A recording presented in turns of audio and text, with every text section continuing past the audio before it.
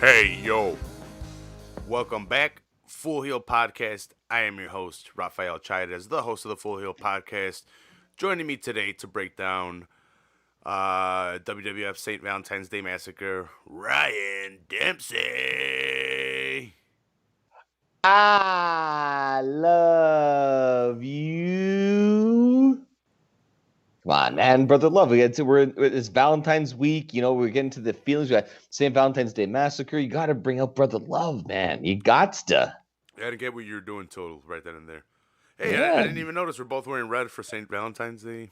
Hey, yeah, that's awesome. I didn't even catch that either. That's I changed my shirt last minute. I was wearing a sweater, but I want to show off the guns in case I need to flex. Oh, here we go. For the camera, so I switched to a red shirt. It was just the one I wanted to wear, and it just turns out it worked out for St. Valentine's Day.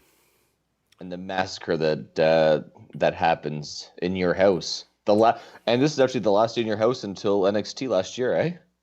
Yeah, this is the last in your house. You are correct, 100% correct. And it is actually named after or alluded to from an actual St. Valentine's Day Massacre of 1929, which saw 7 people murdered as part of a gang war between Al Capone and Bugs Moran. Or Moran. The big gangster war. Yeah. So this is the one and only St. Valentine's Day Massacre event pay-per-view, which happens to be the last In Your House pay-per-view that they would do. And you know what makes it sad is that Sunday is Valentine's Day, and they could drop another one, and they missed the ball. Yeah, they could have done it. They could have done it like an NXT St. Valentine's Day Massacre. Because they've been kind of bringing those, not like St. Valentine's Day Massacre was a one-off, but NXT's been bringing back like the old school pay-per-views from WCW, and they did the In Your House. So they could have theoretically done like a 205 NXT St. Valentine's Day Massacre. Something like you even throw maybe some UK on or something into the mix. Wouldn't it be nice if 205 Live, because I think there's still a thing, if they got a pay-per-view, like you just mentioned, a St. Valentine's Day Massacre renewed, maybe for a 205 Live, give them a shot to debut their fucking See, I think skills. that I think I've mentioned on here before, but like, I don't know where 205 is right now, but I think 205 and NXT should just merge and just like have how they have the how they have the North American title. They could throw the cruiserweight into that mix. They do. But I mean, like have that, like how WWF has the US and Intercontinental, have the 2 belts on the main show. Just throw it all, just combine it and like cross promote because there's some guys I don't know. Like again, I've been a bit of the loop on the 205 and the NXT the last little while, but I always thought that they missed the mark by having 205 Live as like almost like a Sunday Night Heat. And I thought that if they had mixed the two of them together, they could have had a more like they could have just added a little bit more a dynamic edge to NXT. Well, it kind of what they do now, it kind of shits on the 205 Live product. So they defend and showcase the title on NXT, which is kind of what you were mentioning, but it kind of shits on the 205 Live brand because nothing really happens there besides them wrestling. If I'm not mistaken, it's still going on Tuesdays. I believe it's still going on. And it's one of those sad things that you just don't hear it anymore for one reason or another. I don't know if COVID has kind of just like halted a lot of things, but I wonder if it moved to Friday. I'm not sure because I haven't kept up with that one specifically, but it used to be a SmackDown add-on. Well, and it's funny because even like talking about like promoting shows, you used to hear a lot more NXT UK, and in the past few months, like they'll mention Walter's still the champion. You're like, oh shit, I forgot that NXT UK is still a thing. Like they even if it's not necessarily on TV or must watch, they would still let you know that like, hey, it's still a thing. This is going on. This is coming up, and I don't know if it's an AEW thing where they're trying to, or a COVID thing. I don't know what has created or what has not created, what has caused them to stop the promotions and that kind of stuff. But it just feels like you hear about it a lot less these days. Yeah. From the stuff I watch on journalists, uh, WWE is keeping the UK brand alive while losing money at the same time in order to stop other promotions from scooping up the very talented wrestlers they have in the UK that necessarily don't want to leave the UK. So WWE doesn't want to lose that talent so they can go somewhere else, or the ones that would And go. that's the other thing too. Like with COVID, I'm sure that has to do a lot with it because they were doing NXT UK. They were doing big shows across Europe, and once COVID, hit, all travel was done. So I'm sure that has that played a big part in it. But I mean, I'm sure that as whatever life becomes, we'll find out soon. I'm hoping. I'm sure that we'll kind of see NXT UK and whatever kind of brought back a little bit more. Before we get into the St. Valentine's Day Massacre, you had mentioned the Elimination Chamber. I hadn't seen it because I guess it was brought up today. Yeah, I think it broke on.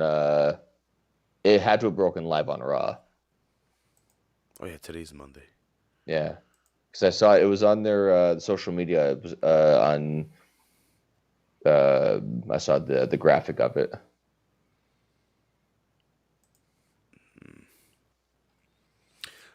Do you remember who it was? It was Drew McIntyre, Randy Orton, Edge, The Miz, The Miz, Sheamus, Jeff Hardy, and AJ Styles.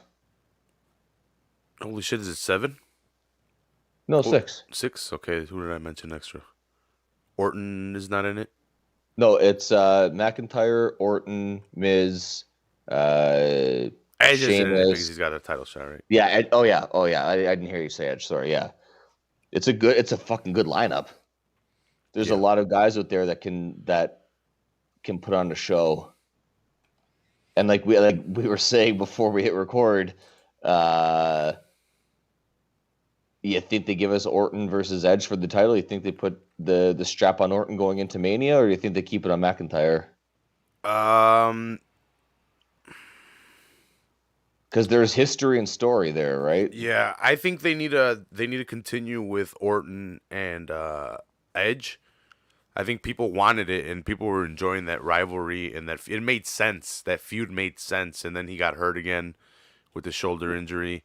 Well, and the thing is too, it's like when I thought that Edge was going to main event Mania around the time of his injury last year.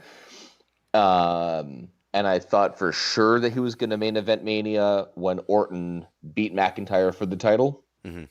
But when they put it back on McIntyre, that's where I was like, okay, maybe they're going a different direction. Because I thought, Orton's going to hold the title for 4 or 5 months. Edge will take the Rumble and go forward, and boom, boom, boom.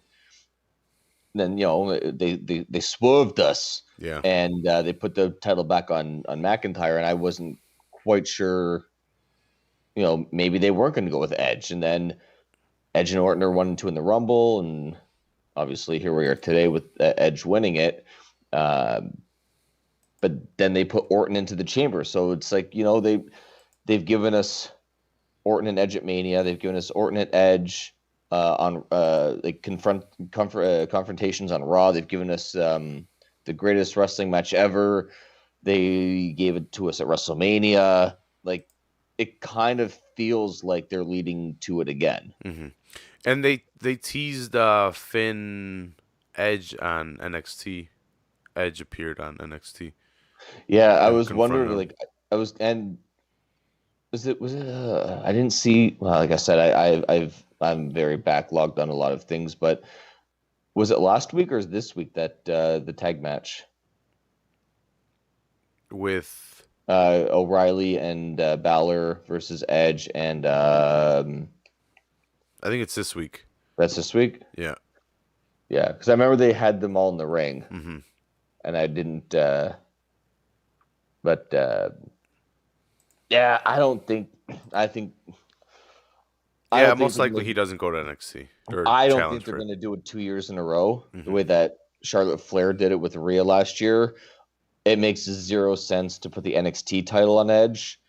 Um, the storyline's already been established that he's here for what he never lost, right? Mm-hmm. So, actually, the one rumor that I heard that made my mouth salivate was Edge versus Reigns. Edge beats Reigns for the title, and then instead of celebrating with the SmackDown title, he breaks out Goldie and brings it back into the picture. And I thought that would be fucking great to see the big gold belt back. But I think it's very unlikely that that happens. I don't see them bringing. I think the way that they've moved away from the big gold belt in the past few years, I don't think they bring it back. But we can hope. Never say never, yeah, but I don't see them bringing back that title. I think Not that now. one's that one's definitely. I think that one's retired. I don't think they bring it back. Well, the way that they retired it for the undisputed title, and then they kind of brought it back, Mm-hmm. but it was very quick that they brought it back. Right since then, they've done the undisputed WWF World Heavyweight Championship, split the brands. You get this title, you get this title, and that's like they've really they've split the titles again, and they didn't bring it back. And I feel like that's a big sign that they're not going to bring it back. Yeah. But If they let me do a little creative with the titles and not do a lot with it, what I would do is I would turn the women's straps. All of them would be white. All the men's straps would be black, and the face plates are the ones that would change, like the background to it. Like the women's yeah, one is red, so like the SmackDown one would be blue, and the Raw one would be red, and you still have right. them trimmed in gold, Yeah, and the strap isn't a I'm color. not a big fan of like the I think the last title that I really and I wasn't a big fan of it, but in recent history of what we've gotten, the last one I could say that I really liked was the black one with the like basically how the titles look now, but it was all black. Yeah. So That was the McIntyre's. yeah, like that's the only like, but McIntyre still looks. They've altered it just that like they've changed it just enough to make it new, but it's Mm-hmm. still not the same. Mm-hmm. Like I'm happy they got rid of that red one. Yeah. The SmackDown one, But the the blue one is SmackDown just one, as the bad, though. I think. SmackDown one, that blue one's no good at all. Yeah, they're both bad. It's the And then strap.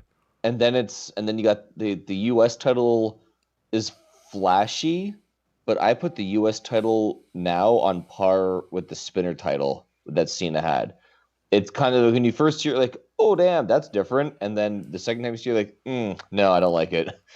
I like the IC title now a lot more than I did when it first came out. I didn't think it was that bad, but I still and it's my childhood. I can't get past the from say 90 to 99 the oval. when the oval, but also the one even the like the one that Cody Rhodes kind of brought back. I like the black strap on that one, but I like the oval and the one that Cody had brought back. Those ones to me those two are fantastic. Mhm. Those the new IC title like it's still blah to me. I can't get behind it. The Oh, don't tag get me title. wrong. The old ones are better, but like out of the ones they have right now, I like it the best, just because it looks What about the more 24/7 title? more towards. I think the IC title has more of an old school look than all the titles do right now. Like That's true. It does. The US title they tried to kind of like they tried to make it, but the way that they have the U.S. champion written on it, it looks too modern. There's a little bit too much going on. Yeah, that's the best way to put it. Yeah, the tag titles still are rough. They haven't had WWE hasn't had good tag titles in about 15, 20 years. Mm-mm. So you said you haven't been keeping up a lot, but so AEW, you remember they released the TNT Red Strap? Yeah, that's right. Yeah. So they and they said that it wasn't a finished product belt, but they had to drop it or something. Yeah. So what happened was they're like, it's not a finished product belt. I think they were just testing out the sea or the water, because it was a red strap, silver plates, right. And then kind of like the tag title, but it was just a little bit different. Then they added gold to the silver plating, and they kept the red strap. But then they retired it with Brody Lee's son, and they brought black straps on it. So now it looks pretty fucking awesome. Like, it's black strap. Some of the plates are silver, and some of the spots are on it are gold as well. So it's a gold and silver plating plates with a black leather strap, which I think... Okay, that's a nice one. Yeah. I'm looking it up right now. Yeah, the ones they have right now, that is... I think the only thing that hurts that title is TNT. Mm-hmm. I wish that they had a better name for it. I think at that time, because I think what happened with AEW and WWE, once AEW came out and they started scooping up some of the unused names. Oh, like the trademarks, yeah. Yeah, I think WWE is like fuck, and they scooped up the ones that they had let go. I think TV title is one of the ones that WWE owns, and I think this is just kind of like an homage to the TV title. That makes sense, yeah, because because it clearly is the WCW TV Championship. Mm-hmm. It is. Mm-hmm. Because now with they've loosened their stance. WWE has, because I know AEW had filed for trademarks that WWE had not. That they had kind of just laxed on, and right. They're like, whatever, no one's ever going to use this. Yeah. Why are we going to keep paying for this? And then Cody came out and saw that they were available, but still having the content available on your network, you kind of hit a wall there where you have to pay for it, or else what's going to go on with the old Bash of the Beaches? Yeah, exactly. Like, who owns the Bash of the... Is it going to get into a bidding war for the Bash of the Beaches now if they have the trademark for it now? And I think that we talked about it, that I think that as long as it's WCW Bash at the Beach, WWE owns that.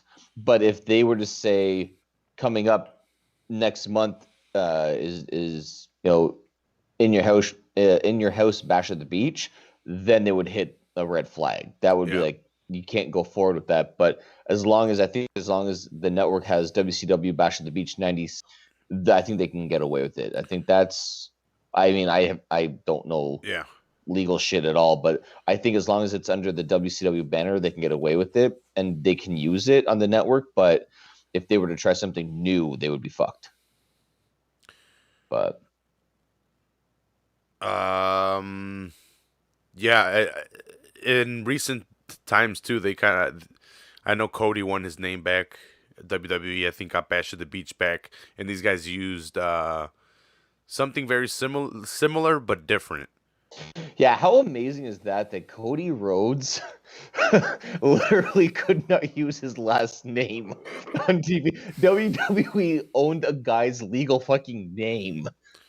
Like, are you kidding me? Like, that's fucking wild. Yeah. You imagine if your boss walks up to you and says, "Raph, we trademarked your name. You can no longer introduce yourself with your full name." You're like, "Hi, I'm Raph," and that's it. That's all you could say, or else you're gonna get sued. How can you get away with that shit? Like how do you have a law that lets that happen? Well, they stopped fucking LeBron from trademarking Taco Tuesday. That's right. Yeah. He's like, I'm gonna trademark this shit. Like, what the fuck, dude? Yeah. And you notice that the second that that happened, he stopped saying Taco Tuesday. Mm-hmm. He did those videos every fucking week. He tried to trademark it. They said he can't trademark it. He stopped those videos right away. He's like, fine, fuck that shit. I'm not wasting my time. If I can't get money off of it, I'm not eating tacos anymore. Yeah. But. All right, Ryan, you want to get into it? Some Valentine's Day fun. Let's talk love and war. Yeah. So I guess let's just run up the card. Starting off, we will have Goldust taking on the Blue Meanie, but he is dressed as Blue Dust. Yeah, And and it's funny when I went back and I watched this, I vaguely remember Blue Dust. mhm. It's like when I saw it, I'm like, I remember this, but then at the same time, it was like that was that Kazam movie or Shazam, whatever that one was like. It's not a real movie, but people think it is. Um, Shazam's real, Kazam's not. okay, so it's like yeah, like the Sinbad movie, like that's like it's not a real movie, but people think it is. I had the same thing. I'm like, do I remember this? Do I not like? I mean, like Blue Meanie's fucking. I'm not gonna lie, I'm gonna mark out for Blue Meanie because he's hmm fucking hilarious in all of his wacky Blue like World Order, bro. the BWO, the Job Squad, Blue Dust. Like he had a fun little like shtick that he did. He could connect to the audience. He could entertain you. hmm So this feud is started off because Goldust stole the head from Al Snow and then started putting on the makeup of Goldust onto the head. Let me check the date, but I think it was January 25th. Yeah, January 25th. That's when the Blue Meanie came down, dressed as Blue Dust, distracted Goldust. Oh no, that's when he stole the head. I don't think he was dressed as Blue Dust yet. And then February 1st, Goldust attacks the Blue Meanie after the Blue Meanie cost him the match against Gilbert. So The Legend of Gilbert. yeah.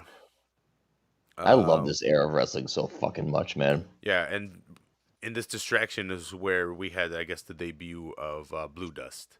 Yep. And everything's like a tint of blue. He's wearing a blue wig. He's a very sloppy Goldust, just in blue and Yep. sloppy. I mean, well, he needed a Ric Flair blue robe, really, mhm. because Goldust came out with those gold robes. He needed to break out the Ric Flair blue, come down the ring with that sucker on. And even like it would have been because of how his gimmick was. If he had a Ric Flair robe and it had a piece of paper that said Blue Dust and was taped over, said Nature Boy, and it had taped over, it would have been prime fucking Blue Dust, man. It would have been prime Blue Meanie, man. So this is kind of like a joke match, and it's kind of sad for Dustin, just knowing Dustin or Goldust's skills in the ring. Yep. But it's kind of Dustin working serious with Blue Dust, doing all the silly shit.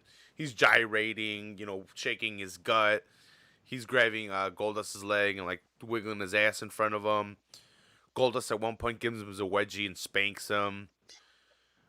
Blue Dust misses a moonsault. Goldust goes for his finish, takes advantage of it, and gets the finish 1, 2, 3. It was a quick match, joke match. Yeah. Well, that's the thing too. Like we've talked about a lot with Dustin is that I don't know what the Rhodes did to the McMahons, but Vince has shit on that family time and time again. And Cody eventually just like said peace out and left. Mm-hmm. And Dustin has in recent years left to join Cody, but fuck man, he went almost 25 years as fucking Goldust. He took that gimmick and said, "You want me to do this? You think that's funny? All right, watch this." And he took a paycheck every fucking week from Vince McMahon doing that silly shit. Because even in the silly match, he works. He was hitting some of his spots that he regularly hits in his regular matches, and people liked him, man. And it tied in even to the goofiness of the Blue Meanie. Like it worked. The chemistry worked. But Goldust wins and he gets out of there. And another Job Squad member in our next match, we have 2 Job Squad members. We have Bob Holly and Al Snow, but I guess this is what will be turning into Hardcore Holly. Spoiler alert: he wins the Hardcore Championship, but like I said, this is what will be turning him into Hardcore Holly. Because he was he was Sparkplug. He was Sparky Bob Sparkplug Holly, then and then just Bob Harley, and then Bob Holly, sorry, and then Hardcore comes into turn around this time after he gets it. Um, And this is for a vacant hardcore title because Road Dogg was attacked by, I believe, the APA, if I'm not yeah, mistaken. So Road Dogg cannot defend against, I think it was Bob Holly. I think actually they didn't have it set up for anything because he was hurt, but Al Snow started doing crazy shit where he put himself through a table, was hitting himself with items in order to yeah. get himself into this match. He proved that he was hardcore. He Yeah, was yeah, showing. He's like, look what I can do. Like yeah. he would go next level and just beat himself up to show that he's hardcore. He should be hardcore champion, or at least getting that hardcore championship title shot kind of deal. hmm Throughout the match, Al Snow looks like he's enjoying. He sells it very well, like that. He loves the hardcoreness because he's smiling when he gets hit, when he's taking shit. He gets up smiling, but like a painful smile, like but with like a smile on his Yeah, face. He sells very very well. Like like the first time that you did S&M, right? yeah. Just like that. Yep. Uh, it's it sucks because Al Snow was very underappreciated. I guess back in the day he was entertaining for the spots that he was in, and he would carry along the card. But even nowadays, he's a trainer. I think he owns his own He, oh, promotion. yeah, I think he owns OVW Okay, he or owns what something. he owned.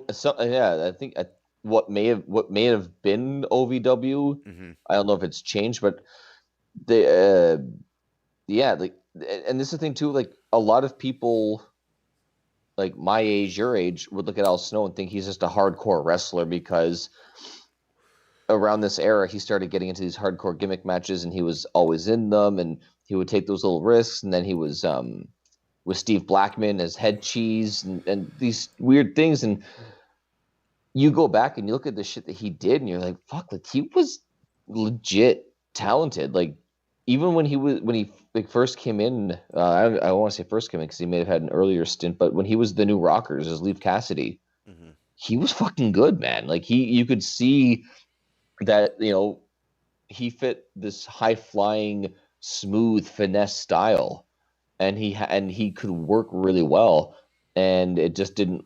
Marty Jannetty fucked that part up, and so he was sent back, and then he resurfaces here and there, and then he gets this run now where he's around for a while, and it's what does everybody want? Head, Yeah. and it's like What does everyone again, need? head. Yeah. But it's the same thing as Goldust. Like we just said in the previous match, like Al Snow was basically, you want me to do these silly, stupid things, and you're just gonna be like this much money. He took and that's the thing. It's not a negative thing against him. Props to him because he took that and he got himself over. He sold shirts. He sold action figures. He got himself over big time. And it's unfortunate that he didn't get legitimate title runs. Like he could have been a tag team champion for a while with the right guy. He could have been intercontinental champion for a while, but instead, but smartly, he took what he was given and he worked with it. hmm And it's like you said, he's very underappreciated by a lot of people, but to the fans who know him and have looked his stuff up, there's a reason why he's a trainer and an owner of a company like this kind of stuff, because he knows how the business works. He knows how to get people over, and he knows how to work. Yeah. These guys put together a very fast paced 10-minute match. Hardcore from the beginning. And it kind of plays like a video game. They start and they move and they just keep moving Yeah, they because the map's gonna eat start them if at they this don't. level 1, go to level 2, go to level Yeah. 3, level 4, and then the boss stage. Yeah, and pretty much they just work their way outside. I don't know if it might have been earlier, it wasn't through this, but they talk about it throughout the whole time. We got a beautiful shot of the arena that they're in. It's a pyramid-ass style in Memphis. Yeah. I don't know I forgot to write down the name of it, but it's I have it right here. It's the Memphis Pyramid. okay, the Memphis Pyramid, There you hometown go. of Jerry the King. But it was a beautiful fucking spot. I had never really seen it or like heard of it mentioned, but might not even exist. This is fucking back in '99. Yeah. But yeah, so as they're working their way through, Bob Holly's throwing fucking like beer signs at him, like those hollow metal signs that are like, Yep, yep. you just hear like the whole as they're fucking falling. They're throwing garbage cans at each other. At one point, I don't know what type of glass bottle it is or something, but they did that a lot back then. So he picks it up and hits him, and then he checks his hand to see if he didn't get cut because he's like, "Holy shit, was that not the right prop?" At WrestleMania, like the next pay-per-view, there's a 15-minute hardcore match. It's just a 15-minute Iron Man match, if you would, but there's like 30 guys, right? It's an insane matchup, and it's just basically whoever has the last pinfall after 15 minutes is the champion, and it ends with Hardcore Holly. Same thing. He has a candy dish full of candies, and he smashes Crash Holly over the head with it.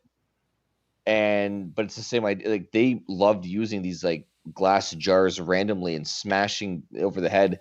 And when I watched that, I thought, I like, you put faith when you're doing that, right? Like, you're a professional wrestler. You're not a stunt actor. Stunt actors know this won't hurt me if you hit me this way. Professional wrestlers don't know how to get smashed in the head with a fucking glass jar. Like, you're putting faith in your partner when you're doing that shit. Yeah, no, you could tell this guy was worried. He's like, "Holy shit, did I just cut my hand?" Yeah, and yeah, can you imagine? He looks down, his hand just gushing. Like in WandaVision, that bitch breaks. Probably not a lot of people have seen it. This bitch breaks the glass. Have you seen WandaVision yet? I haven't. If you like the Marvel shit, I definitely watch it. The first 3 episodes, if you're impatient, you're not gonna like them. If you're someone that doesn't mind story and build up, it's fine. It's just like the first 3 are just a bit slow, and then it takes off. Well, their introduction into this reality that Wanda's built. Oh, okay. Yeah. Well, you've seen the intros or the trailers, right? That's like sitcoms. Yeah, like the old school styles. Yeah. So that's pretty much like the first 3 episodes are that, and then the 4th they kind of start explaining what the hell's really going on. Right. Okay. I definitely would recommend it. Yeah. Back to Bob Holly and Al Snow. They're moving their way out really fast, and they move out. They don't even move out to like a downstairs parking lot or anything. But they get outside. Yeah, they just end up outside by the river. Yeah, they knew exactly where to go. Of course they did. But yeah, they wind up by the river. They use a bunch of items we all know where we're going. We're going to the river. But before we get there, they're picking up random 2x4s. Not really random because they already break away. We see Al Snow pick up a 2x4 and go to swing it, and it breaks as he swings down the back parts. And then he's like, "Oh, fuck it," and he hits him with the small part. He hits him with the stump. Yeah, he hits him with a stump. He throws Bob Holly into the wheelbarrow. The wheelbarrow tips over, and he's like, "Fuck it, whatever." And then they just abandon that. They're like, "All right, whatever." This was the joy and the glory of the hardcore era too, because you ended up with so much silly shit because there was so much breakaway objects all over, and there was also a lot of not breakaway objects that they would use sometimes as well. So it's like you would see I didn't notice it a lot in this match, but you would see a guy get ready for like a chair that's supposed to, you get hit with a chair and supposed to break, and instead he get hit with the chair and the chair wouldn't fucking not even dent, and you see the guy just fucking writhing in pain on the ground. Well, and then you see a match like this with the 2x4. It picks it up and shatters in his hand like he's fucking Master Splinter. Well, there was some crazy shit too. I'm pretty sure it was in this match and not in the Mankind and Rock one. After he breaks the dish, doesn't he like pile drive him onto the table that's like a real table with like real monitors and shit? And like the guys are like making sure that the monitors don't fall and they're on the table, but they fucking crash through it anyway. Wasn't that Mankind Rock? I think that might have been Mankind Rock. I think that was Mankind Rock. Okay, then I'm mistaken. I think it was. All right. But yeah, no, I know what you mean. Yeah, like they were like that out. Wrong table, guys. Wrong table. We speak English. Go to the Spanish one. Yeah, go to the Spanish one. Yeah, no, so they're in the river. They fight in the river. There's a tire in the river. It's just a bunch of random awesomeness that you would expect in a hardcore match. A little goofy, but but that's what the hardcore matches ended up being. Yeah, they turned into a bunch of goof shit because ECW is really taking care of the seriousness of the hardcore scene. And like how serious can you get hardcore until everyone's just bleeding and you're bladed? Like everyone's just Well, and bleeding. that's the thing. Like the thing with the WWF's hardcore matches where they were they kind of gave fans like that little bit of like that little violence that ECW offered, but then they would also give you the comedy spots at the same time. Like Crash Holly would get smashed in the head up with a chair and he's bleeding everywhere and the fans are going crazy.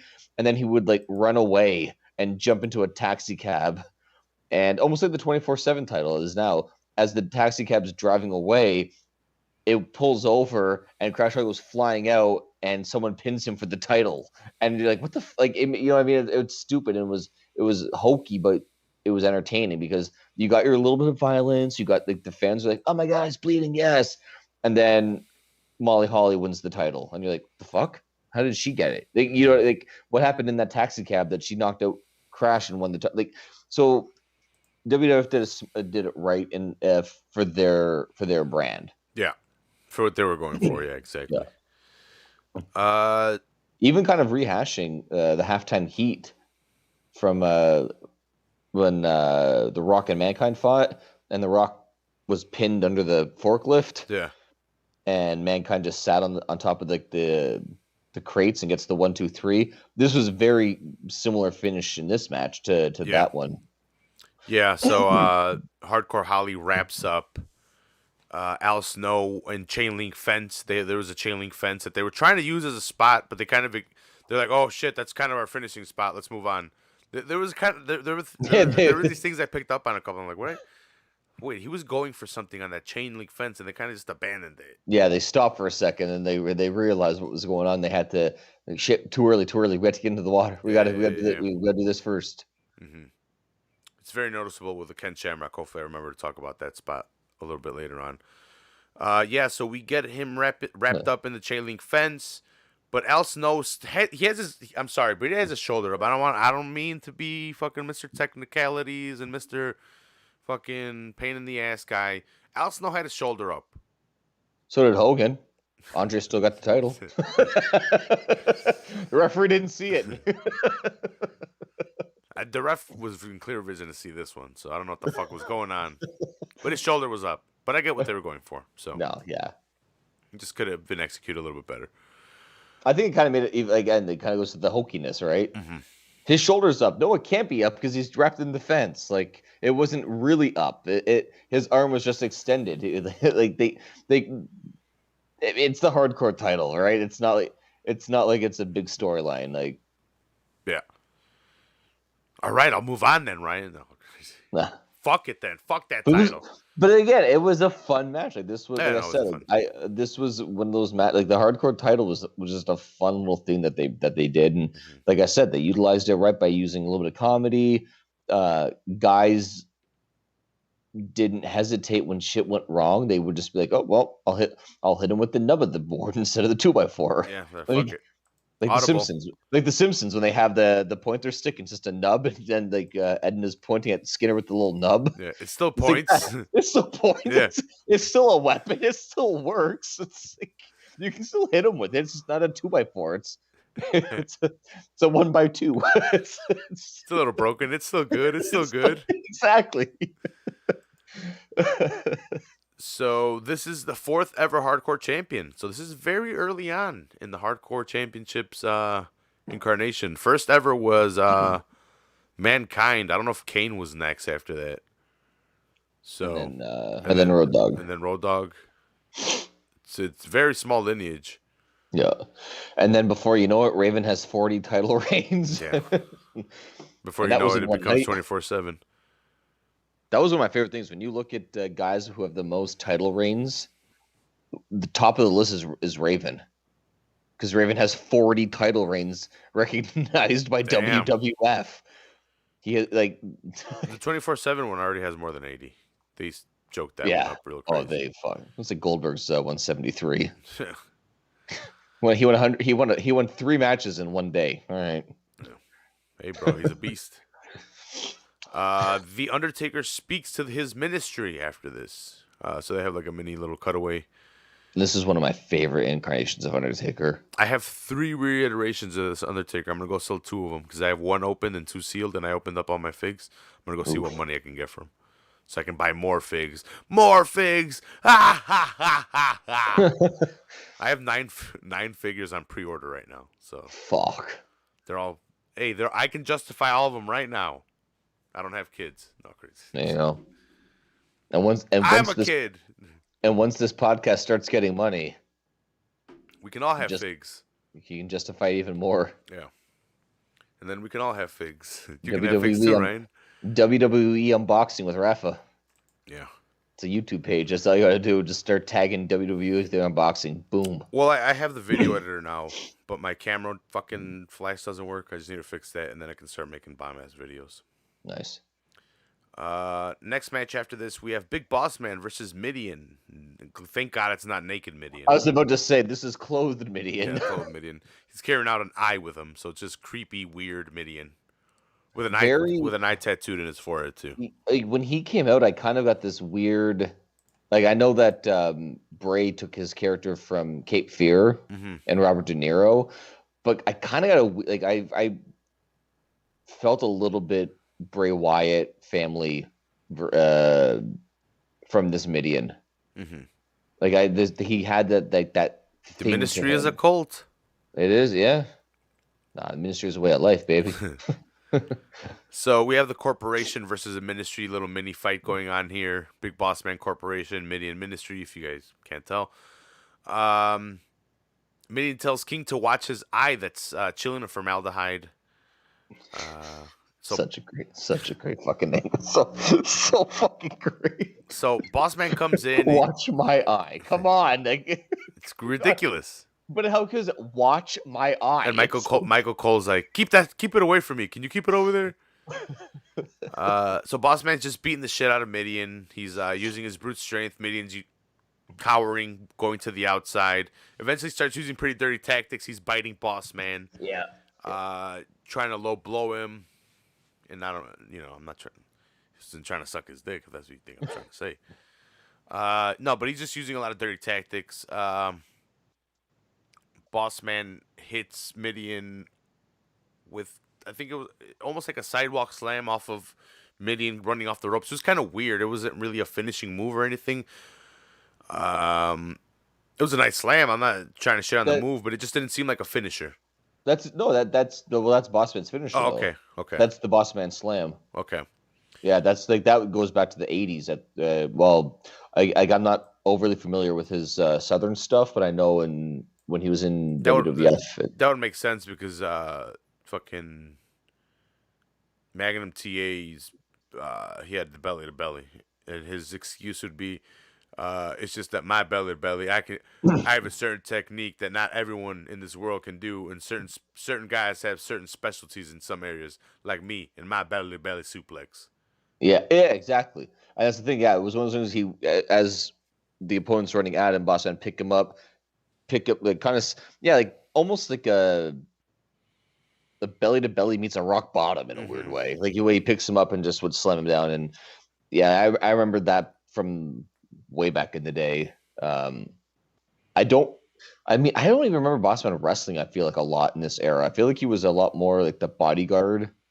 But again, one of the things that we talk about doing this, having me jump on here to talk old school wrestling with you, is going back and seeing these pay-per-views in this era. I'm like, fuck, Boss Man was wrestling.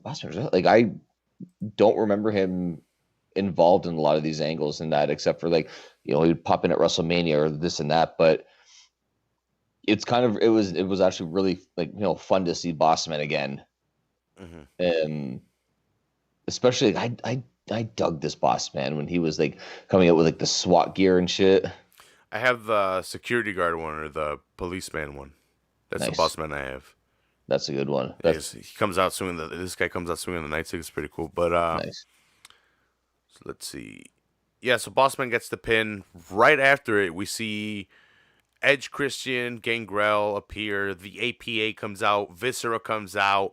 Undertaker and Paul Bearer at the top of the ramp, and Viscera hits 3 splashes on Boss Man, and they carry him away. And I think that's it for the night, right? Of the ministry and the corporate, well, not the corporation, but the ministry, right? Yeah. Nope, that's it for them. Yeah, that was weird. Now that I think about it, I'm like, wait, like, well, it'll continue on, of course. Like the ministry isn't at that angle. This sets up Boss Man and Taker for WrestleMania. Mm-hmm. Where he and Hell in the Cell. Yeah. And one of like the weird well, that I don't know if we talked about it. He killed him, man. That was a weird ending to a match. Yeah. Especially like mid pay-per-view, you kill the guy. Normally, if you're gonna kill a guy, you want to do it at the end of the night, not middle of the night. If we're gonna hang someone and then, hey, coming up next. And have the title, bro. You can't do it. Yeah. We have a small promo with D'Lo Brown and Mark Henry and Ivory. Kind of, D'Lo Brown suggested that he has introduced Ivory into the whole equation to keep Mark Henry from being enticed by other women as he has been in the past. And Ivory's there to fight Deborah, pretty much. She was introduced like a week or two before this, and she ripped some clothes off of Deborah and said, Deborah, if you get involved in any way in this match, I'm going to rip your clothes off. I'm going to leave you naked. So fucking close, man. Yeah, so Mark Henry's falling in love. Let's see. Where am I? Owen starts off the match with big old Mark Henry. And Henry's, he's using his giant, like his giantness. Just his size. Yeah, his size on Owen. He tags in Jeff. Eventually, D'Lo gets in, and they isolate D'Lo for a lot of the match. D'Lo's isolated with Owen and Jarrett. Jarrett, yeah. Pretty much the whole match till eventually, finally, D'Lo gets the tag on Henry, and then all hell breaks loose, and they're all in the ring. All four of them are in the ring. D'Lo hits the down low on both of them, and he's gonna go for the sky high. Yeah, he's going for the the sky high is his frog splash, right? That's what he calls it. Because he hit the down low. That the down low is that weird power bomb kind of move. Yeah, he hit that to get over, and then he was pointing at the ropes. He's about to get on the ropes. Deborah comes over and she's trying to like, oh, hey, what's up? I'll suck your dick or something. I don't know what she says. And then Ivory comes over and she's like, hey, you fucking cunt. I'm sucking his dick if anyone's dick's going to be sucked. And then D'Lo gets in the middle of them, and then the ref comes out. I don't know why they were treating D'Lo as the main. Like, this is where they got it kind of fucked up because D'Lo went for a pin and they were counting, but the main guys were Jarrett and Henry, which are the last two guys left in the ring here. And Owen comes off of the distraction and hits Mark Henry in the leg with a guitar because he's got a leg injury and he's got a brace on it from previously. And Jarrett locks in the figure four. And since D'Lo and Ivory and Deborah are on the outside being distracting the referee, the ref comes back in, and this guy taps out. Yeah. One of the very few instances of someone tapping out to the figure four. Yeah. Despite Ric Flair using it. It's only happened once with Rick, right? I think so. Despite Ric Flair's finishing move in the figure four and Jeff Jarrett's finishing move in the figure four, very, very seldom do you see anyone ever tap out. It's definitely happened more than once, but like memorable ones that I can remember, or at least televised, was when he won the Intercontinental title, no? From Razor, right? No. Ric Flair. When he won the Intercontinental title late in his career, isn't that the time? Oh, back in like the mid 2000s. Yeah, his last title. Yeah. I was thinking Jeff Jarrett when Razor had the knee injury, and Road Dogg was like holding Jeff Jarrett's hands down so he couldn't turn over, and the referees even Macho Man and Ric Flair when Flair got his second WWF championship, Macho Man passed out from the pain. Okay. And Flair one with the figure four. That's another one. What we're trying to say is, It didn't happen often. yeah, it didn't happen often. And People we just figured rattled two of them off right away. Like, oh, right away. We're just like boom, boom, boom. yeah, the name and date. Like, oh, it's happened at this event. And pretty big matches too. Yeah. Like Razor Ramon, Macho Man. Like not just like Joe Blow off the street. Yeah. So Mark Henry taps, and then Ivory rips off the clothes of Deborah, and Deborah leaves with the 2 titles covering her. Not naked titties. They weren't naked, but whatever. Stone Cold wouldn't let that happen. Yeah. Was he with her at the time? No, she was with Jarrett, right? In real life? 99. I don't know. I thought they were a couple by 99. That I don't know if I can actually. I have no idea. I never really kept up with the backstage shit. That's why I like going back and watching and like connecting all the dots. She married Stone Cold in 2000, so they could have been somewhere in there. Yeah. Who knows how long they dated? We're gonna show Deborah's tits. What? yeah, exactly. After this, we get a promo from Mankind discussing being attacked by The Rock. And then we get the next match is Val Venis versus Ken Shamrock for the Intercontinental title. I think Ken Shamrock's champion, right? Yes. Okay. Yeah, so it's for his... Yeah. He's putting up his title for a match against Val because... So the whole story is... And we've talked about this with fucking Terry Runnels. And this was the Val Venis angle. Yeah. So wives, girlfriends, and sisters. Ryan Shamrock is Ken Shamrock's sister. She's pretty hot. It's kayfabe. Billy Gunn moons her, so that kind of starts off something with Billy Gunn and Ken.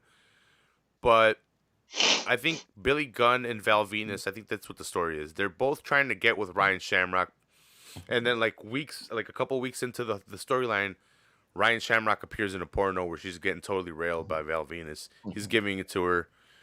She's totally Big Valbolski, baby. It's crazy. I don't know if the porno's real.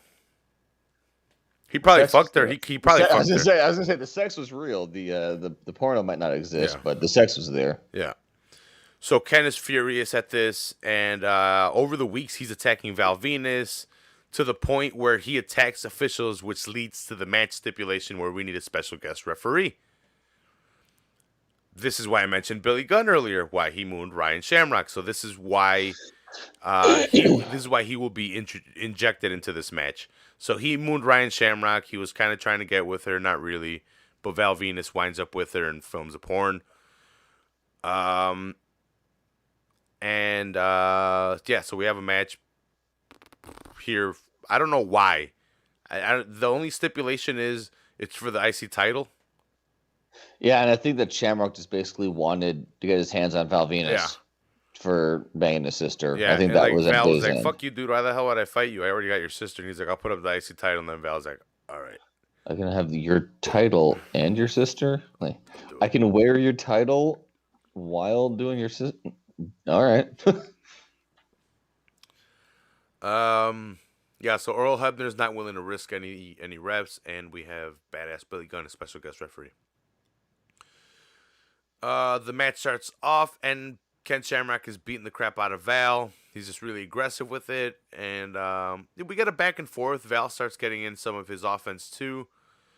Not that exciting of a match. I'd give it like a 2.5, kind of just. No, it was more. It wasn't anything special. No, I think I get what they were doing. Billy Gunn doing the slow count and not counting the third fall and or the third pin, or the 1, 2, 3, not counting the 1, 2 and stopping, I should say. Sorry, just I don't know. Like it was just missing things. It was more about the story than the match. I think the match kind of suffered because of that. Like 100%.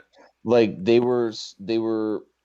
If this was a Raw match, more than anything, because this is something that you can put on right after a commercial break. It's like if they didn't have Billy Gunn in there, I think it would have been a lot better Mm-hmm. because maybe Val and Ken could have told it a better story. But the fact that you had Billy Gunn, who's not even in the match, and he's trying He to like, mooned her, bro. We needed him in there.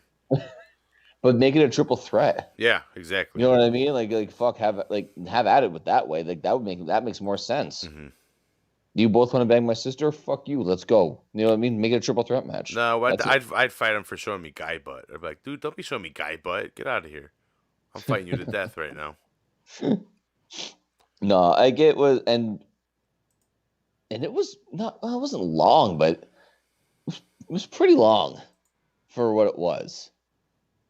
Like it just seemed to be never ending at points. Mm-hmm. Yeah, it just wasn't Like, that exciting. I think if you had shaved, if you keep it this way, you got to shave time off of it. If you make it a triple threat, I can get behind this length for the match. It was a 15-minute match. Yeah, you're right. It was a pretty long match. Yeah, exactly. Like they take off 5 minutes and it's probably a lot better, or make it a triple threat match and you can get a lot more story told. That's me. Especially because all three of these guys were good workers. We talked about Billy Gunn last week and how like he just couldn't get over as a solo wrestler, but you put him in a triple threat match, he had no problems. Shamrock was amazing abilities. Val Venis is a very underrated worker from that era. Mm-hmm. Agreed. It's just one of those things where they threw the curveball and the guy hit like a bloop single kind of deal. It wasn't a home run, it wasn't a strikeout, it was just missing that factor for me. Like, because some of the spots were great, but then some of the match just went on and on and on. Yeah.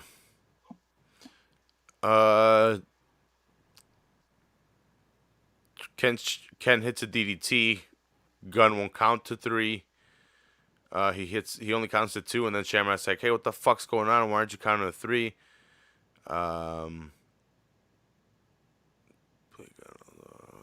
Billy Gunn also starts messing with Val Venis, and he counts really slow, so it allows Ken Shamrock to kick out. Eventually, Val Venis gets locked in the ankle lock, and he's trying to get to the ropes. And Ryan, so Billy Gunn's position where he can't see Ryan, and he's asking him like, do you want to quit? You want to quit? And then he's like talking to Ken, and Ryan comes in and pulls Val towards the ropes, and he's able. How strong is she that she did that? By the way, eh? Two fucking Christ. 250-pound dudes over. Ken Shamrock's a mixed martial artist at this point. He's been in the UFC, right? Mm-hmm. I mean, Hoist Gracie had to go like 15 minutes with him. Yeah. But Ryan Shamrock, boom, done, no problem. Yeah. So he gets pissed because she broke up the count. She's like, "Hey, what the hell are you doing?"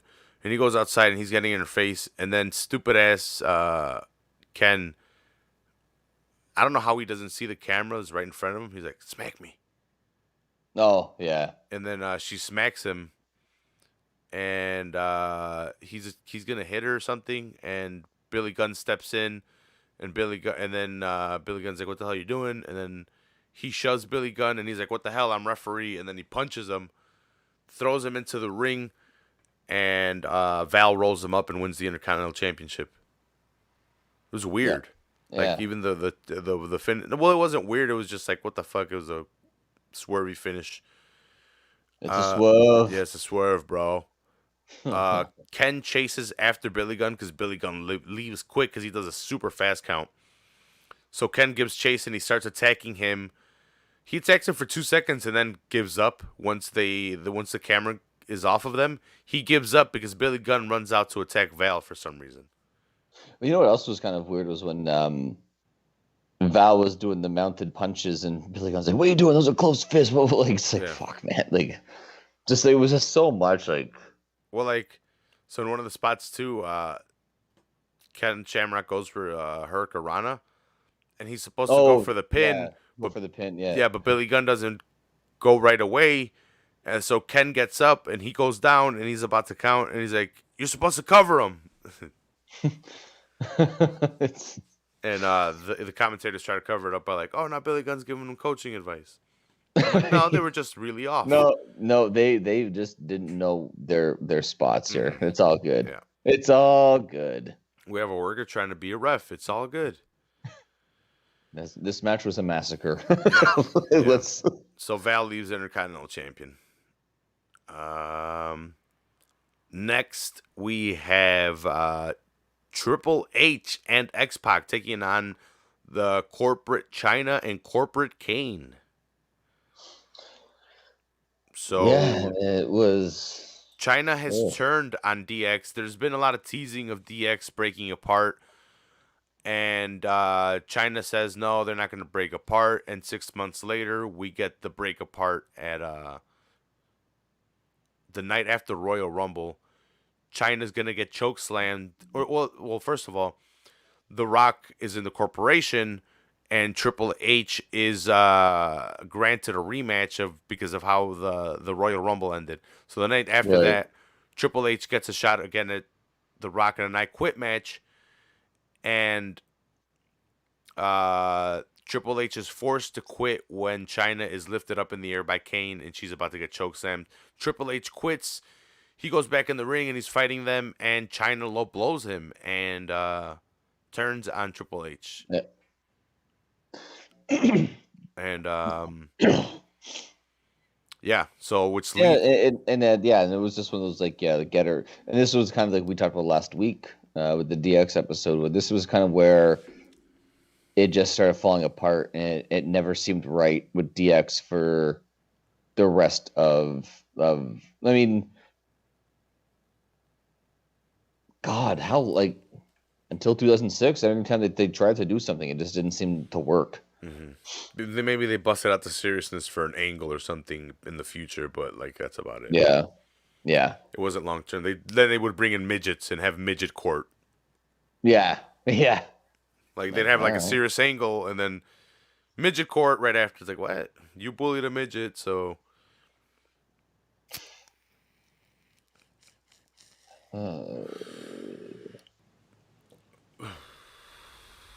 Let's see. Where am I?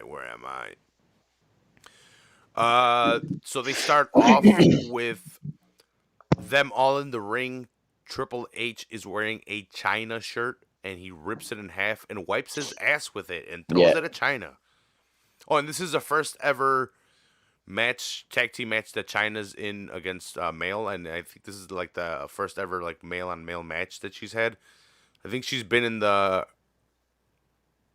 I think she was in Royal the Rumble. Oh. Damn, was she in the King of the Ring too, or was this after? She was in the King of the Ring's after, right? Was she in the 98 King of the Ring? I think she might have been.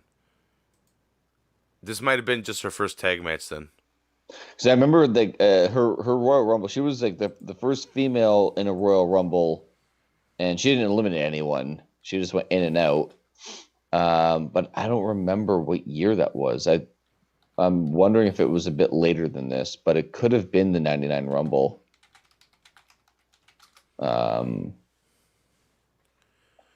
Let's see.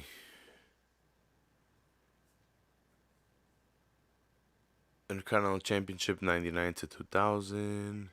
In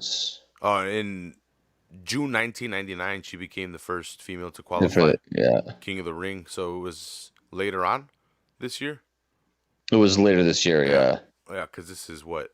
February? February. This is February, yeah. So she would get involved. Yeah, she's involved in matches, and she was in the Royal Rumble, but this is her first match. I think this is her debut. If I'm not mistaken. No, that would probably sound right. They mentioned it. I'm pretty sure they said something like that because they mentioned that she was in the Royal Rumble. But as far as matches, this was definitely one of her first matches. As far as tag team or just match in general. Let's see. First, Kane starts off and he's beating up Kane. And oh no, sorry. Yeah, the Royal Rumble was her debut, and then she went into the storyline. Yeah. Okay. Cool. Okay. Sorry. No, that's fine. to start off, Kane is beating up Triple H and X-Pac, not at the same time, but like, they tag in and out. And then eventually Chyna tags herself in, and it's against X-Pac, and X-Pac almost hits the Bronco Buster on her. Eventually Kane tags himself in. He gets some more offense. He's beating them up. It's because they're keeping Kane as the big bad monster, so they don't want to have him in the ring too long and not dominating. So we have Chyna go in, land some moves, but she eventually gets taken over. And then we have Kane come back in, take the match back over, and then, Chyna tags herself in arrogantly a couple of times. Shane is on the outside, and he, during the match, gets punched by X-Pac in the face.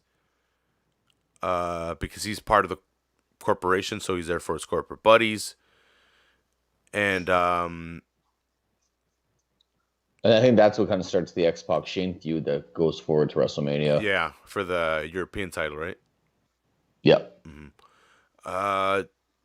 X-Pac and Triple H finally get a chance to double team Kane, so they hit him with like a double suplex, a double DDT, but Kane, being the big monster that he is, gets up. But I forget how they get him to the outside. And when X-Pac hits Chyna with the Bronco Buster, because Triple H is beating up Kane on the outside, and then and the pop when X-Pac, when he hit that. Yeah, when he hit the Bronco Buster was crazy. When he hit that, the fucking roof blew off the fucking pyramid. Yeah, so as this is happening and Chyna's kind of out a little bit, Shane interferes, and X-Pac gives chase to Shane, leaving Triple H by himself, and well, you know what that means. So he gets his ass beat, and Kane drapes Chyna over Triple H because she's all fucked up, and she gets a 3 count. And he's trying to, like, you could see him fighting, like he's in a pedigree, or is he not? Is he gonna do it? Is he not? Like he wants to, at the same time he can't, in a weird way. Well, so that was like kind of the storyline throughout the whole match. Like, at first they were teasing, are we finally going to see them fight each other? And then you'd see Kane stop it, and then they wouldn't be in. Like he'd go to the corner and he's going to hit Chyna, but Kane intercepts it. Yeah. And everyone wanted it. They were popping for it, and then when it finally happened, people popped for it. Like when they first hit each other, when they were both up, it was like, ah. Yeah. Chyna gets the 3 count on Triple H. Michael Cole says, that's not fair. That's not fair. I love Michael Cole. He tried his damnedest to beat JR, right? Yeah. He really tried. You could hear, like, JR calling it, but it's Michael Cole. Yeah, he's trying to be Northern JR since Vince hates Southerners. Yeah. It's true. Vince hates Southerners, bro. It happens. Next match after this is the last man standing match. The Rock taking on the Mankind for the WWF Championship. Yeah, and another, like, hellacious match after the Royal Rumble and the halftime heat. Yeah. So November 15th, 1998, Vince pulled another Montreal screw job. I don't think it was in Montreal, though, but it was at Survivor Series. Survivor Series screw job. Yeah, so he screwed Mankind by saying that Mankind tapped when he never tapped, so they gave The Rock the victory, and I think they gave him the title. Yep, he was crowned the champion that night in that tournament. Yeah, and Mankind's like, what the fuck? I never tapped out. What the hell's going on? So the next month at the Rock Bottom in Your House pay-per-view, Mankind won with the mandible claw, but Vince is like, nah. He never said he quit. He never tapped. He was unconscious. He couldn't have given up. Yeah, and then so January 4th, 1999, Mankind wins the belt, only to go on to Royal Rumble and to get the shit beat out of him by all the chair strikes. And I feel filthy for watching that. Yeah. These were bad, and it was a mild pay-per-view compared to what he did at Royal Rumble. Yeah. So Mankind loses at a Royal Rumble, only because they played a recording when he was unconscious of him yelling, I quit. Yeah. I quit. Yeah. I quit. So Mankind was KO'd, so he couldn't say shit, so he's done. On an episode of Halftime Heat, Mankind is traps The Rock under a forklift to win his belt back. They're changing it back and forth. This is the time where And I Mankind gets think his three that title reigns. Mankind, Mick Foley, in recent years has pointed out the forklift cam. Mm-hmm. And if you go back and watch that halftime heat, the camera pans down like perfectly over The Rock. They're like, for a match that who knew what was going to happen, they magically had a camera positioned right over that forklift just in case something were to happen there. No, bro, the cameraman jumped on it as he was getting lowered, very dangerously. Those things can crush and break your fingers if you're on the gears. Oof. I drive forklifts a lot at work. Well, yeah, a lot. Today I was driving it a lot, moving fucking giant crates after we unpacked giant ink rollers. Giant ink rollers, 67 inches long. Jesus Christ, eh? That's what she said. Let's see.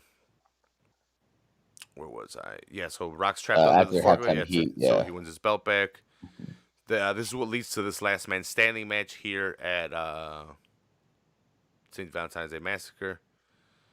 And they started off fast. They're using weapons, and they are going quick. And then they're just going, yeah. Yeah, well, you know what? I like Mankind with doing the homage to the Royal Rumble, putting his hands behind his back and pretending to be handcuffed. Yeah. That was a nice little toss there. Mm-hmm. And it starts off quick and a little compared to the Al Snow Bob Holly one, but this is a notch in the serious department. But they kind of started off very similar, I would say, in terms of where I got the table spot mixed up a little bit. Yeah, like it was 0 to 100 very quick. Mm-hmm. Let's see. They one of the cool spots is they fight to the outside and they go towards the entrance where they start throwing each other towards the entrance setup, and they had like a little bit of an elaborate setup where they had like like some I don't know, some display stuff, but it was made out of metal, like metal wires or like wire. I don't know, but like they had like gargoyle statues, elaborate settings. Yeah. Let's see. Rock, I didn't think they were going to do it just because it was after the Royal Rumble and what had happened at the Royal Rumble. Yeah. But The Rock takes the same liberties with the chair. And I'll see later on that they don't, but like he still hit him a couple times pretty hard with the fucking chair. There was a couple shots where just like, oof, like. It's like, didn't we just go over this, bro? Like his brain still is like 3 times its size and trying to heal from those 12 shots from a couple months ago. Not even a week and a half ago at this point. Like it's not that far removed. And when they're on the outside, they're actually like on the concrete floor. Mankind gets hit with a suplex on there or like some kind of slam. I forgot what it was. And then he does 3 suplexes on the outside, and he has to ref the count, but Mankind, gets up. So the Rock goes after Mankind's leg, and the announcers are like, "Oh, that way he can't get up once he knocks him down for the 10 count." So he's attacking the leg, so he can't get up. In one of these attempts, the Rock goes to hit him with a chair shot to the head. Mankind moves, and it's so close to the corner that the chair bounces and hits the Rock in the head, leading to Mankind getting some of his offense in. Leading to Mankind hitting the People's Elbow, and then he was gonna hit the Mr. Sacco elbow. I think he hit it. He dropped the Cactus Jack elbow too in this match, eh? Yeah. Which was I love those. So good. Yeah, he does the Sacco elbow. There's another nasty bump from Mankind. They go to the outside to the table, to the announce table, and it looks like Mankind's gonna go for like either a pile driver. I don't think he's going for a pedigree, but he's got a pedigree position, And the Rock flips him over, and on the way down, Mankind hits his head and his legs, and just you could just hear him flop. But the impact doesn't look good. No, it did not. No. Yeah. And Mankind's selling really helps because he's alive. Yeah, thankfully. Yeah, thankfully.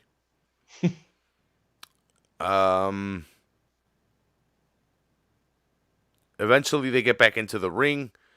Mankind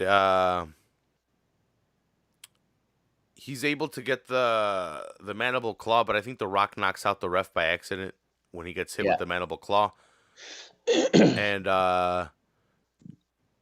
Mankind lets go of the mandible claw, gets the ref in, and the ref starts counting. The crowd counts, and they count to 10, but the ref isn't in line with them. He's counting super slow compared to them because he's out. He's droopy. Yeah. Eventually, doesn't he lock in the mandible claw, and they both... No, how do they both go out? Isn't it double chair shots? Oh, yeah, the double chair shots. And then they both just hit the ground, and the referee just counts to 10. Yeah, and it's a draw, and they're both stretchered off. Yeah. So Mankind remains champion. Not the worst last man standing match, but the Rock and Mankind, man, like it's so hard to look at their rivalry because it was so fast. Like it's done now. Like after this, it's Stone Cold now at WrestleMania. And we're off to those races, right? Like rough, not so much story, but a lot more wrestling now. But it's two of the greatest. They both made their ascent to the top, and one guy's finishing off some bullshit with his boss, and now we're both going to see the two top dogs go at it. Yeah, I mean, and the funny thing is, like, Mankind and The Rock were like massive rivals for basically December, January, and February, and that was really it. Maybe not even all of February, like 2.5 months. They were huge rivals, and then after that, it's the Rock and Sock connection, and they're great terms. They're best friend. Like it's funny, like how this rivalry didn't spark. I mean, Rock, mind you, he's going to be gone soon enough, and out of the company, and be in Hollywood and wrestling Hollywood, back and forth before leaving for good, pretty much. But we didn't get, I don't think, enough of this. Like I feel like they could have put on better matches without, last man standing, I quit, halftime heat. I feel like if these guys were given an actual one-on-one match, it could have been magic. But the next match after this, we have the main event. We have Stone Cold Steve Austin. What? WCW. Taking on Vince McMahon, the owner of the company. Let's see. Pronouns, pal. Yeah, so we have Vince McMahon versus Stone Cold Steve Austin. But why are they here? So they've been feuding. I love this story. Yeah, and Vince and Stone Cold are pretty much in the middle of their feud. It's white hot. Yeah, they've been going for a year, and it's still must see. Yeah, like you know how hard that is to fucking do in this business, man. Yeah, so The Rock distracted Austin in a Royal Rumble where Vince put a hit out on Austin. Everyone, like, I forgot who eliminated Austin was going to get a fuckload of money. Yeah, and it was like Austin or a was title shot or something. Austin was given number 1 by McMahon, and then Shawn Michaels, as the commissioner, gave Vince number 2. And so Austin gets McMahon for the first part of the Rumble, and then McMahon sneaks out, and insanity takes over. Like they're fighting in, like Austin gets laid out in the bathroom. They're fighting in the crowd. Like they're fighting in concession stand. They're fighting. They would show you the Royal Rumble, but then they catch up with Austin and McMahon and where they're fighting at this point in time. And even going into the match, Austin McMahon's doing commentary. He's sitting down doing commentary at the Royal Rumble, and Austin comes out. They go back into the ring, and lo and behold, the guys who drew number 1 and 2 are the last 2 men in the Rumble. I think it's like the second time that's happened after Bulldog and Shawn in '95. I don't know what you're talking about. It just happened in 2021. Wow. Orton and Edge? No, but I mean, like Austin McMahon was only the second time. Okay. Up to that point, like it had only been HBK and Bulldog, and then these two. I think I could be wrong, but 1 and 2, and the last 2 standing. And this is an interesting way to do it too. I think it was like one of the first times definitely had to be one of the first times they did it like this because it was 1 and 2. Yeah, and that's the thing. It's like, and they weren't even in the match. Yeah. because McMahon left the ring and Austin chased after him, and they went under the ropes or whatever, so they weren't eliminated. So they could. So these guys are all tossing each other over the top rope, and McMahon and Austin are still technically legal. So in they roll, and yeah, and then like you said, The Rock distracts Austin. McMahon dumps him over, and McMahon decides he's not going to challenge for the championship. And I'm gonna forgo my title shot. yeah, And because he doesn't want to face his corporate Rock. Yeah, and so now they got to figure out how'd they figure out who The Rock's going to face? I think that it was HBK that came out and said it's going to be. Yeah, HBK said as the commissioner. Yeah, as a commissioner, since you don't want to be, since you're giving up your number 1 spot, I'm giving it to Austin since I guess he was number 2. Yeah, because he was the second last man in the Rumble. Yeah. So he's like, "What the fuck?" And then Austin's like, "Ha ha ha ha." He's like, and then McMahon's like, "What the fuck? I don't want Austin to ever." Or he had said that he didn't want Austin to ever get the title to be the head of his company. Yeah. And Austin said, "I'll give up my title shot if you beat me in a cage match," which that's the lead up to this. Yeah.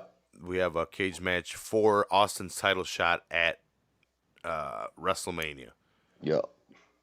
Vince McMahon wants to keep him out of his big show. He doesn't want to be in it, but he wants to keep Austin out of it. His big show. That's a little foreshadowing there. Well, it's the big show. And one of the stipulations was, though, too, that if any of the corporation got involved, they would be fired. Yeah. He promised Austin that, or I forgot if the commissioner made him do that. Yeah, it was going to be a cage match, and it was going to be a fair cage match, and it was a good one. Mm-hmm. They start off battling on the outside. McMahon tries to climb the cage. Austin hits him, scales after, knocks his head, and McMahon took a bad bump, of that table. Oh, that table spot was good. But Vince at first didn't want to get in. He played the mind games with Austin. So where he didn't get in through the door, he was on the outside. And then he made Austin go outside, but then he went inside and he locked Austin out. And then Austin's like, "Fuck it, I'll climb the cage," because McMahon was like trying to kick him, not letting him in, all stupid. Yeah. And then Austin's trying to climb in, and McMahon's not letting him. Like they're both like ah. And eventually Austin just forces his way in. And the bell never rings, though, because they fall to the outside, and then Austin just starts beating the shit out of McMahon in the crowd, and they just start moving everywhere, and Austin's beating his ass everywhere. I forgot how he put him in the stretcher. It was off the table spot, right? Off the table spot, yeah. Like McMahon was crippled and whatever. So they both climb up, and then he hits his head twice, I think, or 3 times off of the cage. And McMahon jumps off and busts the table. It was one of those where they hit, and then the table explodes.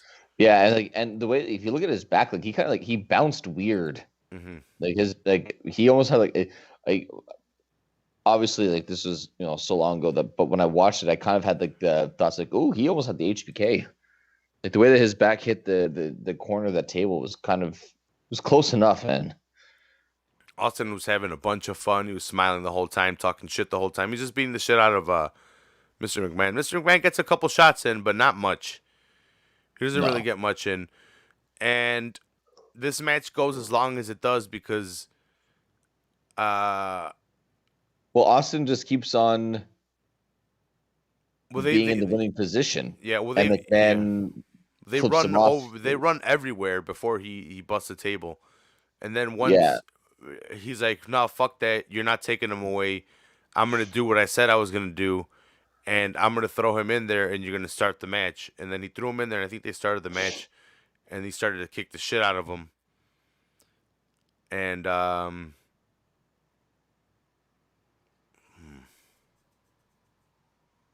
did I forget? The reason that it didn't end right there is because as soon as Austin is done and he's going to climb the cage, McMahon gives him the finger. Like that's Like every time that the Austin is in like a position like he's climbing the cage or he's doing whatever, he looks back at McMahon. McMahon's flipping him off Yeah. or whatever. So he's like, "Fuck, I got it." And Okay, each time he's further and further, and he comes back in. The last yeah. time he's pretty much all the way out. He's sitting on top of the cage. He's on Yeah. his way over. He's climbing, and he sees. He's like, and you could see looking at his face like, "God fucking Yeah, damn it!" and McMahon's all bloody, and he's barely got his hands up. One of the most iconic McMahons to me from my childhood is that McMahon in the black cage, blood dripping on his face, the double bird, and you see Austin's like in shock. He's like, "You fucking kidding me?" Like, climb back in this motherfucking cage and beat this guy's ass a little bit more. Yeah, so he gets in there, and I think this is the second time where he gets down face to face. But this is the first stunner he hits him with, I think. And he's getting like in his face, like McMahon's face down, and Austin is face down with him. He's doing like that push up thing where he's like mocking him and whatnot. Yeah, and then I don't know where the fucking they do the Undertaker spot, the Diesel spot where Diesel got taken by the Undertaker, but the ring rips open and King that's Paul White. Yeah, that's Paul White. He's gigantic. He's got to be taller than 7 feet. So good. I just love that they didn't want to say anything about him being a giant so bad that they're like he's huge. That's Paul White. Like they were they tried so hard to not reference the word massive, giant. So Paul White starts throwing Austin against the cage, and Mr. McMahon's like, yeah, or something or whatever. He's like this. He's doing like the motions, like throw him right into that one right there. Just launch him. Doesn't he get in Austin's face and he starts mocking him and doing the Austin thing too? Yeah, he does the Austin thing too. That's right. Yeah, he does do that. Yeah. Yeah, and then Big Show throws, or Paul White, soon to be Big Show. Pronouns, pal. Yeah, he throws Austin into the cage, and the cage swings open, like it breaks. It pretty much breaks open. That was a slick landing by Austin too. Because when you watch how he throws him, like you got to think he's got to try and grab that cage and land his feet, and without slipping through. And he landed it pretty good. Because he says the cage breaks and Austin climbs down. Yeah. McMahon's in tears. Thanks. Yeah. McMahon's in tears. He's all bloody. Paul White's like, what the fuck? One of the spots we forgot to mention earlier was how Austin got in the ring. He didn't bully himself. Well, he did bully himself in, but McMahon wouldn't let him in. So what Austin did was he pretended to jump off the cage to the outside, and he pretended to twist his leg, which McMahon's like, I'm going to take advantage of this. So he goes to beat up Austin, and Austin's like, "Ha, I got you, bitch." Yeah, never trust a rattlesnake. Yeah, never trust a rattlesnake, and that's how he gets his hands on McMahon the first time. Because you're like, was that a spill by Austin? But no, it was fake. He just went down real quick. That's right. Yeah. Good job on going back and catching that one because I forgot about that too. Yeah. Yeah, when you were mentioning that he jumped off and he hit the spot pretty carefully. I was like, oh, yeah, he did do it earlier where he sold us on my fucking leg. Yeah. Damn, yeah, McMahon did hit the corner. They're showing replays because I have it in the background. Oh, okay. Yeah, like the way that he hits it's like he just got lucky to of the angle of where he probably just didn't hit any spine. He probably hit like meat on the side, like right by it. Yeah. Let's see. Yeah, so Austin wins, and these guys are just left to fucking be sourpusses and just fucking. And Stone Cold's going to WrestleMania and take on The Rock now. Yeah, we're gonna get one of the greatest starts of a rivalry. Part 1 of 3. Yeah, and they had an Intercontinental Championship match, right? But this is for the title. They had a very minor feud when it was Austin against the Nation. Yeah. Like you said, for the Intercontinental Championship, but this one here, this is the one that people like. This is the one that people remember, obviously, like the 3 WrestleMania matches and just the fucking promos and the rivalry, the heat, the everything. So that was the debut of what we will later see as the Big Show. We saw him as the Giant in WCW. His name is Paul White. Um, from he only wins the title. Well, he wins the title more than once, but seriously wins it once here, and they're like, no, That he was that weird one where he's like he was feuding with the big boss man over his dead father. yeah. It's because And the thing is he gets fat and they don't trust him, and yeah. they send him away to lose weight. Like he was smoking cigarettes on the way to the ring in WCW. Yeah, He was fucking drinking NW. on the way to the ring in WCW. Come on, they were letting him do whatever he wanted in WCW. So when he was doing whatever the hell he wanted here in WWF, they sent him to rehab to get. Well, I don't know about rehab, but they sent him to lose weight at least. So yeah, just to kind of check yourself and make sure you're healthy and yeah. He ended up with a nice world title reign. He had a great. His WWE career went fucking 20 years. Like it's pretty fantastic, all things considered. Yeah. Now he's got I'll say it. He has a fantastic Netflix show. I dig it. Me and Carla watch it all the time. What's the show? The Big Show. Oh, okay, yeah. He does have a family show. He's like a retired wrestler. He's the Big Show. He plays himself as a wrestler, but he's retired and he's just living down in Florida with his wife and 3 daughters, and that's it. And Urkel's in it. That doesn't sound bad, actually. It's a fun show for like. He's playing himself. Yeah, that's it. Like, and they have one season, and then in the last season they go on a WWE cruise, and Mark Henry, Mick Foley, and Rikishi are all on it. I'm like watching Nice. with Carla. I'm watching with Carla. Like, oh my fucking god, it's Mankind. I'm like Carla, trust me, we're gonna go back and I'll show you what these guys did. Trust me. Yeah, you just have to wait till you're older because there's a lot of blood. Yeah, yeah. There's a lot, and with Rikishi, there's a lot of booty. Yeah, a lot of booty. A lot of booty. He had some earlier stuff that was